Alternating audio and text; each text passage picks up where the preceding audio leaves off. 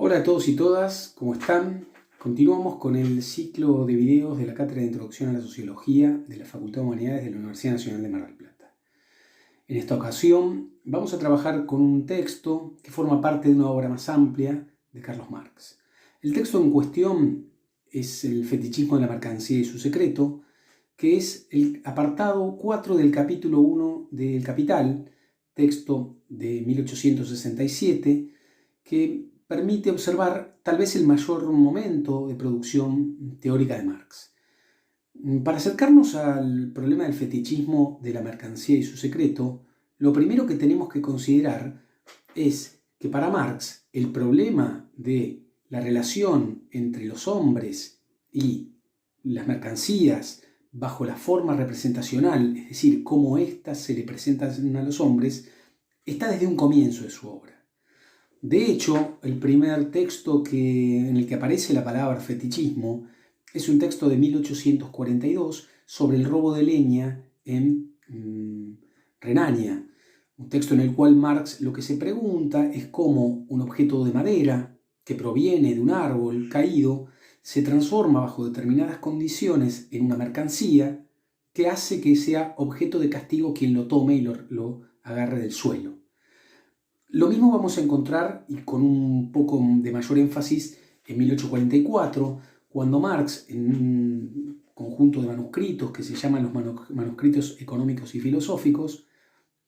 va a plantear una discusión acerca de la relación entre el modo de organización de la producción y la pérdida de la condición humana en las sociedades capitalistas. El argumento de Marx es bastante sencillo, lo voy a resumir muy rápidamente, es que bajo determinadas condiciones los hombres productores se encuentran alienados respecto a su objeto, al producto de su trabajo, producto que se les vuelve ajeno y lejano, que no pueden reconocer. Esto es un problema porque, como ustedes saben, para Marx el hombre se produce a sí mismo como tal en el trabajo. Y si el objeto de su trabajo deja de ser reconocido, el hombre pierde su condición humana. Marx, en los manuscritos del 44, va a mostrar cómo esta condición de enajenación, digamos, y de alienación, palabras que a veces son usadas como sinónimo, aunque no son lo mismo, se va a presentar como algo que se despliega al conjunto de las relaciones de producción en la sociedad capitalista. Es decir, va a plantear que de una manera concreta el hombre no solo se va a encontrar en una relación de alienación respecto al objeto de su trabajo, sino también le va a suceder lo mismo respecto a los otros hombres que forman parte del proceso productivo, y de una manera más general van a aparecer en la sociedad capitalista distintas formas de alienación política, religiosa, económica y social que transforman en su conjunto a la experiencia humana en una experiencia que ha perdido su condición de tal. O sea, que el hombre pierde su condición humana y se vuelve casi un animal, solo fuerza de trabajo. Teniendo presente esto, es que cobra sentido preguntarnos por qué Marx introduce en 1867 en un texto como El Capital un apartado dedicado al fetichismo de la mercancía. Y lo primero que nos vamos a dar cuenta, o lo primero que va a aparecer, es la idea de que Marx está preocupado por cómo funciona el mecanismo del fetichismo, reforzando las condiciones de pérdida de libertad en la sociedad capitalista. Recordemos la frase con la que comienza el apartado, un conjunto de frases con las que comienza el apartado 4 del capítulo 1. Marx dice que las mercancías se enfrentan a los hombres, se presentan como con vida propia y se erigen ante los hombres como si fueran algo diferente. ¿Qué es lo que nos está diciendo Marx? Es que hay un proceso que hay que pensar bajo el cual las mercancías en la sociedad capitalista se presentan distante a los hombres, se les presentan como si tuvieran vida propia y como si no tuvieran vínculo alguno con el proceso de producción de mercancías. Es decir, se presentan como portadores de un valor, que tienen un valor de cambio, que va más allá del valor de uso. La idea del valor de uso refiere a las mercancías, para qué se utilizan, mientras que las de valor de cambio refieren a la magnitud que una mercancía tiene para ser intercambiada con otra. Pero lo que Marx nos está diciendo es que este carácter de la mercancía, de tener una dualidad de valor, en la sociedad capitalista asume la forma en que la mercancía se erige por sobre los hombres. Se les presenta como algo ajeno, algo con vida propia. ¿Qué es lo que oculta ese movimiento? Oculta que las mercancías son el producto de un sistema de relaciones sociales. ¿Qué es lo que está tratando Marx de plantearnos? Es que es necesario pensar las condiciones bajo las cuales esas mercancías se transformaron en un sistema de mediación de hombres entre sí, como si tuvieran vida propia las mercancías por fuera de las relaciones sociales que están por detrás. De algún modo, la pregunta de Marx nos conduce a cuál es el lugar que ocupan estas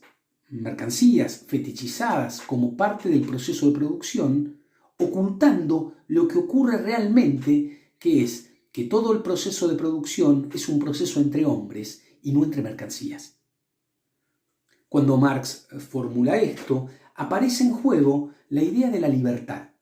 Marx cree que todo el proceso de producción de mercancías está marcado y se caracteriza por una creación fantástica de ideas y representaciones que distorsionan la realidad, que confunden a los hombres y que garantizan el funcionamiento de la sociedad capitalista bajo las condiciones de desigualdad y de explotación. Es decir, el sistema de representaciones ideológicas fetichizantes que envuelven a las mercancías le presenta a los hombres una realidad distorsionada. Como va a decir en el prólogo a la segunda edición del Capital, en la edición alemana, aparecen como un yelmo neblinoso, es decir, como si algo viniera y se le presentara en la cabeza de los hombres confundiéndolos e impidiéndoles, reconocer la realidad. En este aspecto, la idea del fetichismo, que supone que las mercancías se asignan un valor, se le presentan a los hombres como dotadas de vida propia, ocultan y velan las relaciones sociales que están por detrás, es decir, se erigen como verdaderos símbolos de la sociedad capitalista y dominan a los hombres como tal, es para Marx una de las formas que asume la opresión en la sociedad capitalista. Es decir, dicho de otro modo, las mercancías dominan a los hombres y ocultan las relaciones de dominación reales existentes al interior de las relaciones sociales de producción de la sociedad capitalista. Berman afirma que esta es la característica del mito determinista del fetichismo de las mercancías, es decir, ocultan el sistema de relaciones sociales desiguales que permiten la extracción de diferendos, de un diferendo que se llama plusvalor, en las relaciones sociales de producción y que hace que hombres y mujeres se encuentren en una posición desigual, siendo la mercancía el resultante de este proceso de producción lo que oculta y transforma en invisible esas relaciones de producción. En esta línea, la idea de la libertad aparece como algo que debe jugarse en el conocimiento racional, en primer lugar, por parte de los hombres de lo que está ocurriendo. Marx cree que una vez que los hombres conozcan y logren superar la representación fantasmática, endemoniada y de reticencias metafísicas que supone la mercancía, van a poder avanzar a comprender el proceso de producción por el cual las mercancías emergen y donde se producen las desigualdades entre los hombres. Hombres que a su vez son y funcionan necesariamente como fuerza de trabajo que primero se ha transformado también en mercancía. En este aspecto, cree que una vez que suceda eso, en segundo lugar, los hombres van a poder liberarse. ¿Cómo van a liberarse? Reorganizando ese sistema de relaciones sociales y poniéndolo bajo el control consciente de los hombres. Es decir, van a abandonar toda esta dimensión fantasmática, representacional, y van a avanzar a la organización de un proceso transparente de relaciones de producción, en donde no haya una condición desigual entre hombres que compran y hombres que venden su fuerza de trabajo, sino que todos van a producir en la medida de sus necesidades y acorde a lo que se necesita para el conjunto.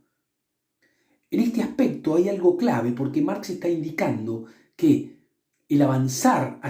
contra el fetichismo de la mercancía, avanzar contra este mundo representacional, es también la posibilidad de transformar las relaciones sociales existentes y de terminar de velar o correr el manto neblinoso que oculta las relaciones sociales de producción en las cuales la burguesía se apropia de algo que no le corresponde, es decir, del tiempo de trabajo del proletario, esto que conocemos como la forma de extracción de plusvalía, en sus dos formas, absoluta y relativa, pero que solamente van a poder ser visibles una vez que los trabajadores logren quitarse este manto neblinoso que constituye la mercancía como un fetiche al cual, como otras formas religiosas, para poder comprenderlas hay que entenderlas como parte de un producto humano. Esa es la apuesta de Marx. Pareciera que hay una idea de una racionalidad en la historia que puede ser descifrada, descubierta y que puede ayudar al proyecto de emancipación humana.